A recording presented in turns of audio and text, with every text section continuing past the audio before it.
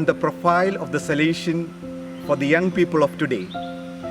28th General Chapter explains about formation for being Salesian pastors today. The theme begins with Article 98 of the Constitution, which says, enlightened by the person of Christ and by his gospel, lived according to Don Bosco's spirit, the Salesians commits himself to a formation process which will last all his life and will keep pace with his maturing in other ways. Our Salesian formation is a lifelong process of personal transformation and holistic development which helps to be educators and pastors in a new world and in a renewed mission.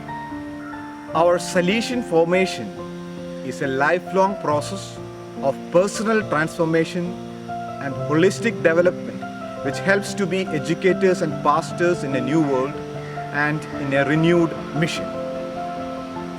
Formation is a work of handicraft, both on the part of the formator and the formee, where the Holy Spirit is the protagonist. So, one should allow the Holy Spirit to transform the heart throughout one's life at different moments of formation. Further, formation is a necessary path for building and safeguarding our vocation. The driving force and energy of our formation is Damihi Animas. In this context, a special emphasis is given to initial formation, which has a great role in the formation of a person. Initial formation is a multifaceted and promising reality that should touch the heart of young Salesian in formation.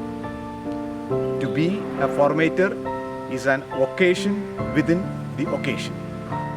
The document also points out challenges faced in formation, such as clericalism, secularism, a weak idea of Salesian consecrated identity, gap between formation and mission, worldliness, pastoral fragility, superficiality, activism, individualism, and weaknesses in the formation system. Pope Francis, in his message to the General Chapter, speaks that we should renew our style of formation. Formation should be personalized, holistic, relational, contextual, and intercultural. Further, Pope Francis speaks about the role of women in our formation. What would have become of Valdoco without the presence of Mama Margaret? The determining factor of our formation is the apostolic nature of our charism.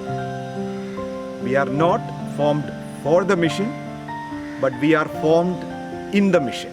Keeping all these thoughts in mind, 28th General Chapter proposes that we commit ourselves to overcome the gap between formation and mission by encouraging the congregation a renewed culture of formation in the mission, a renewed commitment to formative accompaniment, formation of formators, updation of ratio will enhance the formation for being Salesian pastors today.